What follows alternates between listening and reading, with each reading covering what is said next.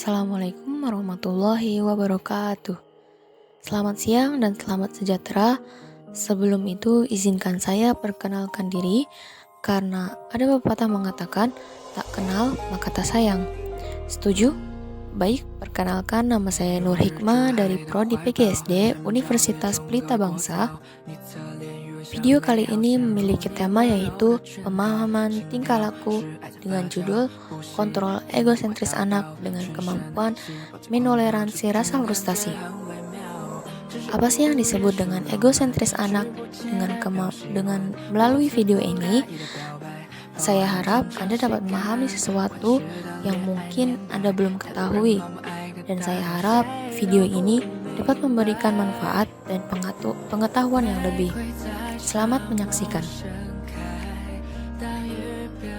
Anak-anak itu sangat unik karena mereka memiliki pola pertumbuhan dan perkembangan yang meliputi aspek fisik, kognitif, sosial emosional, kreativitas, bahasa, dan komunikasi yang sesuai dengan tahapan usia masing-masing. Periode paling penting pada tahap tumbuh kembang adalah ketika anak menginjak usia 5 tahun. Pada masa emas ini, rasa ingin tahu anak semakin tinggi dan mereka akan menyerap berbagai macam informasi dari lingkungan sekitar. Fisik dan mental anak juga akan selalu mengalami pertumbuhan dan perkembangan seiring dengan bertambahnya usia anak. Emosional adalah tahapan yang menekankan pada perkembangan tingkah laku anak.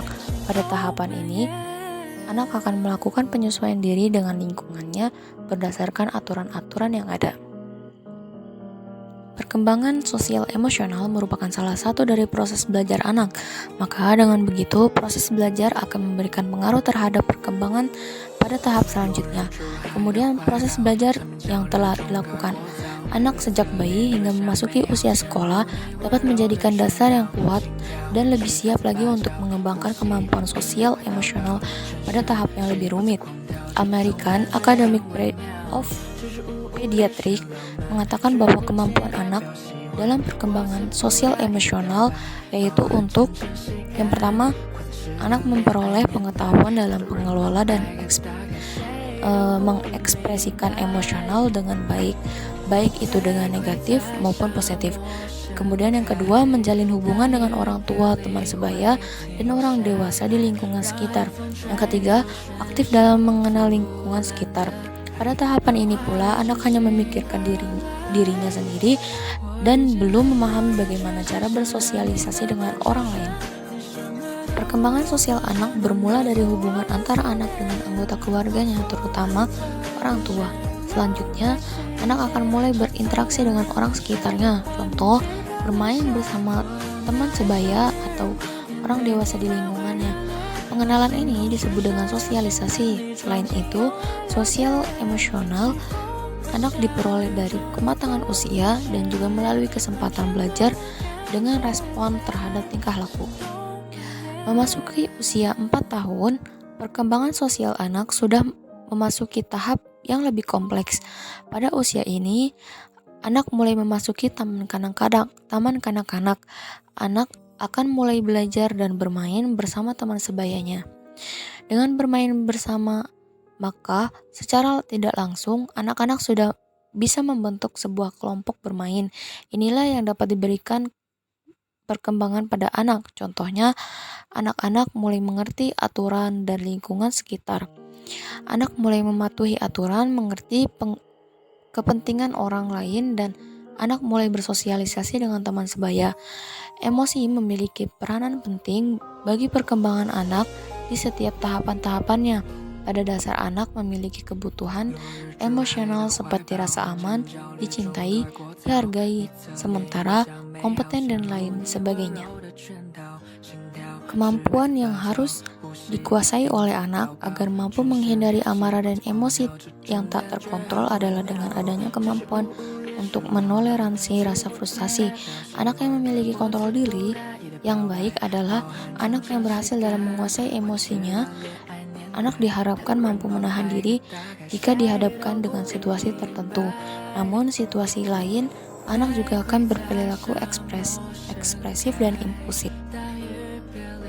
Berikut merupakan hal-hal penting yang perlu dipahami mengenai perkembangan emosional anak. Yang pertama ada usia. Emosi di setiap rentang usia akan selalu berada dalam pengekspresiannya. Perbedaan dalam mengekspresikan emosi ini juga termasuk dalam perkembangan kognitif anak, karena kognitif dan kemampuan kontrol diri saling keterkaitan yang erat. Kemudian yang kedua ada ekspresi wajah. Ekspresi wajah akan berubah-ubah berdasarkan emosi yang dirasakan. Seiring bertambahnya usia, anak akan semakin mampu untuk mengekspresikan emosi, yaitu dengan tersenyum, tertawa, murung, dan ekspresi-ekspresi lainnya. Lalu yang ketiga ada ekspresi lebih kompleks. Anak usia prasekolah akan menunjukkan ekspresi lain seperti jijik, malu, menyesal, dan ekspresi yang sebelumnya tidak pernah ditunjukkan saat masih bayi. Yang keempat, bahasa tubuh. Tidak hanya wajah yang mengekspresikan emosi anak, juga akan menggunakan tubuhnya untuk mengekspresikan suatu emosi. Gerak-gerak tersebut dinamakan bahasa tubuh. Kemudian kata dan suara. Dengan bertambahnya usia anak, maka ada banyak cara pula untuk mengekspresikan emosi. Mereka bisa melakukannya dengan suara dan menggunakan kata-kata sesuai apa yang dirasakan. Ada kalanya emosi anak mengalami ketidakstabilan. Hal tersebut disebabkan oleh faktor yang berpengaruh pada kestabilan emosi. Contoh seperti masalah yang dihadapi pada lingkungan. Jadi dapat disimpulkan saat anak melakukan proses perkembangan sosial emosional, sudah dipastikan mereka akan melalui berbagai masalah. Umumnya anak akan melalui dan memecahkan masalah tersebut dengan baik, tetapi ada juga anak yang mengalami hambatan dalam melalui masalah ini. Anak-anak yang tidak dapat mengatasi masalah ini adalah anak yang memiliki gangguan emosi. Faktor lain yang berpengaruh adalah lingkungan, baik itu lingkungan keluarga maupun lingkungan masyarakat. Hal-hal yang mempengaruhi emosi anak dari lingkungan tersebut yaitu status sosial ekonomi dan kebiasaan orang tua. Bahkan, faktor dari sekolah pun dapat menimbulkan gangguan emosi bagi anak, yaitu antara lain anak dan guru memiliki hubungan yang kurang harmonis dan hubungan antara anak dengan teman sebaya. Mungkin demikian kesimpulan dari video kali ini. Terima kasih sudah menyimak. Mohon maaf apabila ada kesalahan kata. Saya akhiri video ini. Wassalamualaikum warahmatullahi wabarakatuh.